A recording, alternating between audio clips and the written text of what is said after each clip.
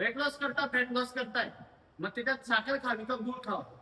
भरपूर जण म्हणत असतात साखर खायची नसते, गुळ खायला पाहिजे, कारण की तो नॅचरली असतो, त्याच्यात नॅचरली गोडवा पण असतो. तर आता मी प्लेट करून देणार आहे की वेट लॉस फॅट लॉस करत असताना गुळ खायला पाहिजे की साखर खायला पाहिजे. गुळ भरपूर जण म्हणत असतात की नॅचरली असल्यामुळे तो खाल्ला पाहिजे, तर तो खाल्ला पाहिजे की नाही याबद्दल मी आता तुम्हाला सांगतो. सर्वात पहिले साखर घे.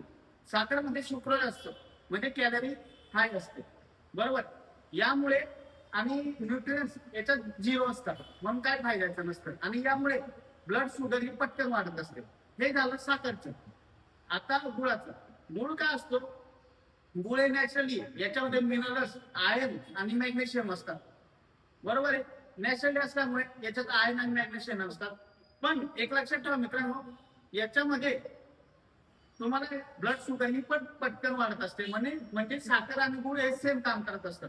आता आपण त्याची मात्रा बघायला गेलो ना, तर 1 टीस्पून म्हणजे 1 चमचा जे आपण साखर घेतो त्याच्यामध्ये 18 ते 20 ही कॅलरी येत असते, म्हणजे टोटल 20 पकडून घ्या. आणि 1 चमचा जे आपण टीस्पून गुळ घेतला तर त्याच्यामध्ये सुद्धा 18 ते 20 ही कॅलरी येत असते. म्हणजे साखरेमध्ये 20 कॅलरी असते आणि गुळामध्ये 18 ते 20च्या दरम्यान असते. म्हणजे प्रमाण सेम घेतलं आणि त्याच्यात कॅलरी सुद्धा सेम आली, म्हणून दोन्ही वेट लॉस फॅट लॉस साठी योग्य नाहीये. तुम्हाला प्रॉपर कॅलरी डिफिशिएट करून तुमचं डाएट वगैरे करावं लागेल. आणि एक लक्षात ठेवा मित्रांनो, भरपूर जण म्हणत असतील की चला तुम्हाला सर्वांना माहिती वेट लॉस फॅट लॉस करता तुम्ही साखर खाते, पण गुळ खा, गुळ चांगला असतो, हेल्दी असतो, नॅचरली असतो.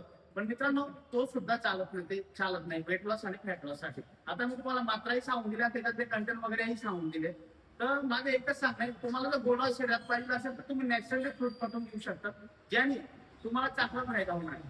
म्हणून वेट लॉस करत असताना आणि फॅट लॉस करत असताना तुम्हाला साखरही योग्य नाहीये आणि गुळही योग्य नाही, कारण की दोन्हीची मात्रा सेम आहे. दोघीच्या 1 चमच्याची मात्रा घेतली, साखरेमध्ये 20 कॅलरी देत असते आणि गुळामध्ये 18 ते 20च्या दरम्यान कॅलरी देत असते.